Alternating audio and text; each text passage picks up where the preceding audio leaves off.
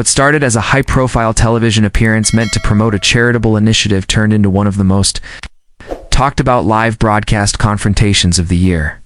Meghan Markle, Duchess of Sussex, had agreed to appear on the Clarkson show in what was originally pitched as a soft, feel-good conversation about women's empowerment, motherhood, and her work with global charities. But behind the scenes, tensions were already brewing.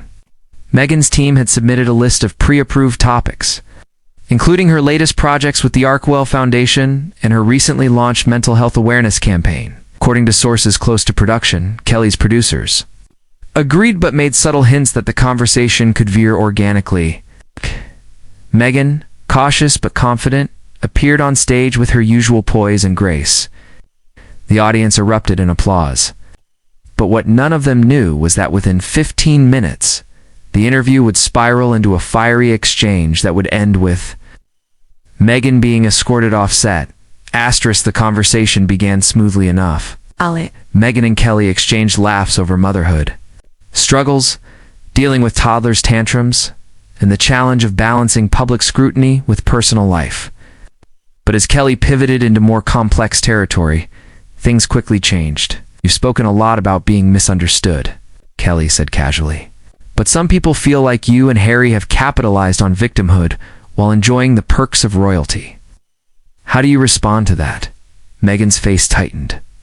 She blinked slowly, clearly measuring her response. "With respect, Kelly," she said, her voice steady but cool. "That's a very simplified way of framing a much more nuanced situation. Speaking about one's lived trauma isn't capitalizing, it's reclaiming power." The audience gave a polite clap, but Kelly pressed on. "But do you think sometimes the public gets tired of hearing celebrities complain when most of them live in mansions and fly private?" That was the moment everything shifted. Meghan looked down, took a breath, and replied, "If I were anyone else, would you still be asking me that?" The atmosphere thickened with silence. Kelly, caught off guard, tried to pivot. "I'm just asking what people are thinking," she said with a light shrug, clearly uncomfortable. Meghan wasn't having it. "Let's be honest," she said. "When a woman of color speaks out about mental health, about discrimination, suddenly it's complaining. But when others do it, it's considered brave. I've lived through a level of public abuse that most people wouldn't survive. I'm here today because I chose not to be silent. That's not privilege, that's resilience." Some members of the audience began to applaud, but Kelly appeared visibly annoyed. "I just think it's important to acknowledge the privilege of the platform, too. You've had access most people don't." Meghan's tone turned sharper. "You don't get to choose which parts of my story are valid.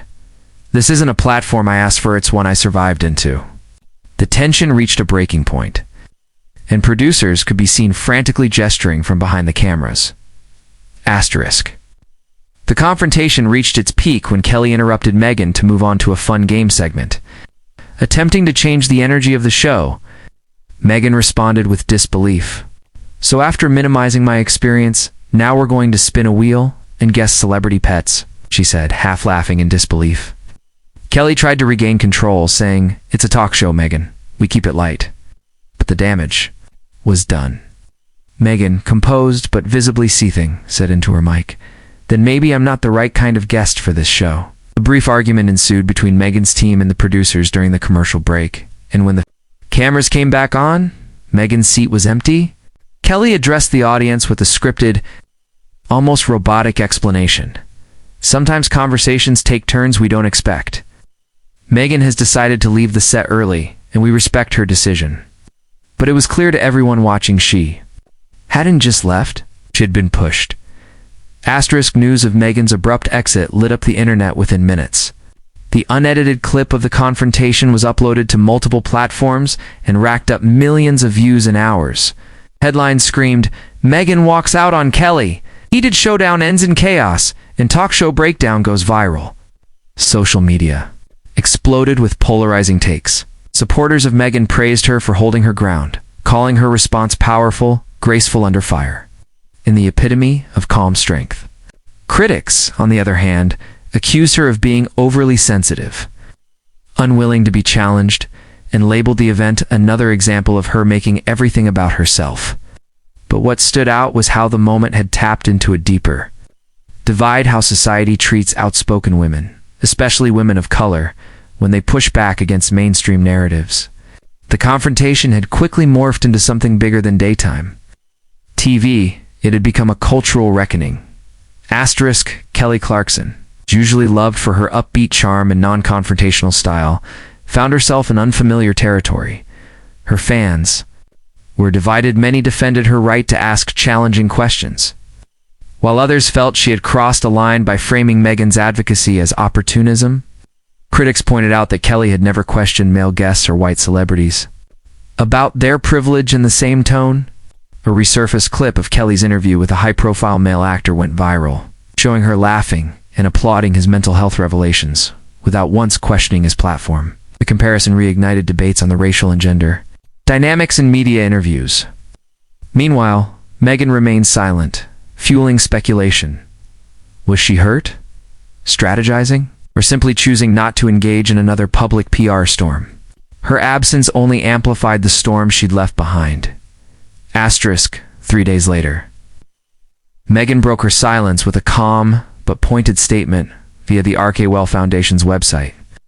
Conversations around healing, identity, and public scrutiny must be held with empathy, not interruption. I will never apologize for using my voice to speak about pain or for expecting respect while doing so.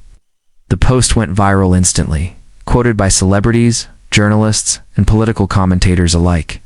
Serena Williams tweeted, "Proud of my sister for always standing in her truth," while activist Brittany Packnett wrote, "This isn't about celebrity, it's about how black women are expected to perform pain in palatable ways." Kelly's team, meanwhile, issued a follow-up apology. "Our intent was never to diminish anyone's story. We regret that Meghan felt disrespected during the interview, but the damage had already been done. Public trust in Kelly's unbiased approach took a hit that may take a while to repair." The broader media response was telling. Major outlets ran op-eds dissecting the power dynamics of the interview. Some accused Kelly of tone policing and perpetuating microaggressions, while others questioned Meghan's expectation to control the narrative in a free media environment. Late-night comedians referenced the moment in monologues. Podcasts dedicated entire episodes to breaking down the incident from every angle: psychological, social, and historical.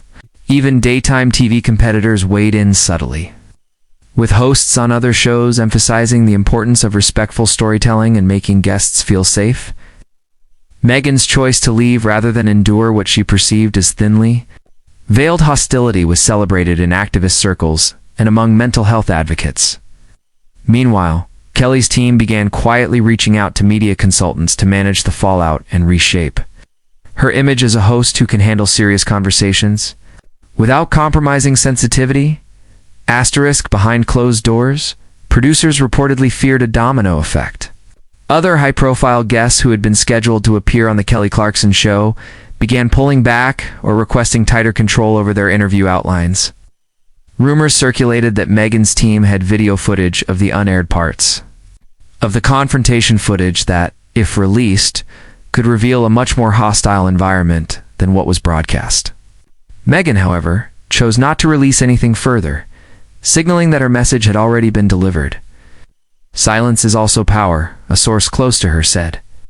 The mystery around what truly happened during the commercial break became part of the story. Viewers speculated, insiders hinted, and PR teams scrambled. But Meghan, staying true to her pattern of controlled exposure, kept her focus on her initiatives. She appeared days later at a youth leadership summit in Geneva, radiating calm, delivering a powerful speech on dignity and resilience and never once mentioning the show. In the end, the Meghan Markle-Kelly Clarkson showdown wasn't just about two women clashing over tone. It was a televised manifestation of deeper societal fault lines: how women are allowed to narrate their own trauma, how race shapes perception of emotion, and how the media decides what is acceptable. Advocacy. Meghan left the stage not in disgrace, but in quiet defiance, unwilling to trade her integrity for airtime. Kelly, for her part, was left to reckon with the implications of her show's tone and format in a world where audiences are more attuned than ever to nuance and accountability. This was more than an interview gone wrong. It was a collision between safe entertainment and raw reality. And for everyone watching, it was a reminder that behind the smiles, the songs, and the talk show laughter, truth has its own way of demanding to be heard even if it walks off the set to do it.